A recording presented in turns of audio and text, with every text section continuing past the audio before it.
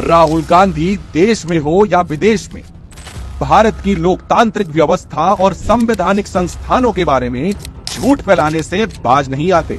अब एक बार फिर अपने देश विरोधी एजेंडा को पूरा करने के लिए राहुल गांधी अमेरिका की यात्रा पर निकल पड़े हैं। अपनी झूठ की दुकान से राहुल गांधी ने पहला झूठ SC/ST को लेकर बोला। In the highest courts of the country, there's almost no participation of 90% of India.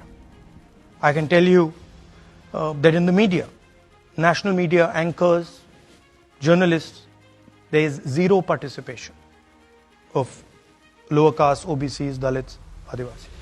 Rahul Gandhi शायद भूल रहे हैं कि उनकी सरकार के 56 साल के कार्यकाल में ST समुदाय के किसी व्यक्ति को कभी राष्ट्रपति नहीं चुना गया। वहीं दूसरी ओर मोदी सरकार के कार्यकाल के दौरान देश को पहला आदिवासी राष्ट्रपति मिला।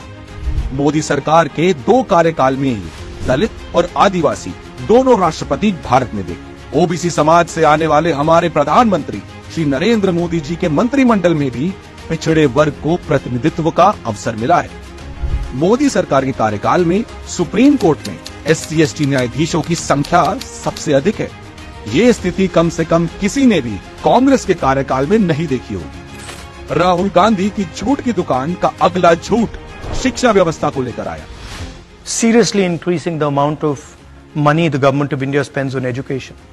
Seriously increasing the amount of money the government of India spends on healthcare. Providing a basic minimum to our people. पता नहीं किसके इशारे पर राहुल गांधी दुनिया के सामने भारत को कमजोर दिखा रहे हैं, लेकिन सच्चाई यह है कि भाजपा सरकार ने वो कर दिखाया जो कांग्रेस नहीं कर पाई थी। मोदी जी के 2 कार्यकाल में भारत में 7 IITs, 16 IIITs, 7 IIMs, 15 AIIMS, 315 medical colleges और 390 यूनिवर्सिटीज का निर्माण हुआ है। इतना ही नहीं, आदिवासी बच्चों के लिए एकलव्य स्कूल भी खोले। राहुल गांधी के झूठ की लड़ी यहाँ खत्म नहीं होती है। वे एक के बाद एक झूठ बोलकर भारत की छवि को खराब करने में कोई कसर नहीं छोड़ रहे हैं। China organizes production.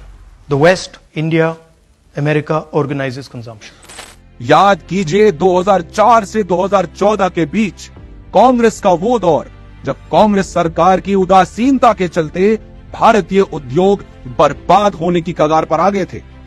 बुनियादी उत्पाद भी चीन से आयात किए जाने लगे थे। मोदी सरकार ने मेक इन इंडिया का मंत्र दिया, जिसने निर्माण क्षेत्र को पुनर्जीवित किया, उत्पादन और निवेश बढ़ा और लाखों रोजगार का सृजन हुआ।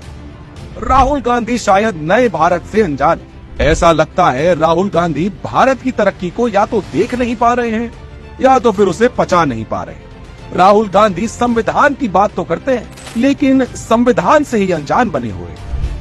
जो संविधान बराबरी की बात करता हो, उसे कांग्रेस और उसके साथी तुष्टीकरण के चलते दरकिनार कर देते। तभी तो राहुल गांधी UCC पर कुछ नहीं बोल पाए। BJP is proposing a uniform civil code. We haven't seen it. We have no idea what they're talking about.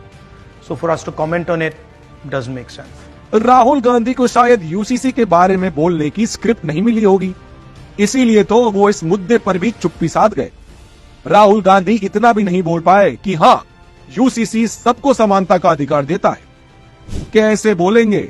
उन्हें तो तुष्टीकरण की राजनीति करनी है, समुदाय विशेष को खुश रखकर वोट बैंक की राजनीति करनी है। लेकिन ए राहुल बाबा, राजनीति करो, लेकिन देश को यूं बदनाम करना बंद करो।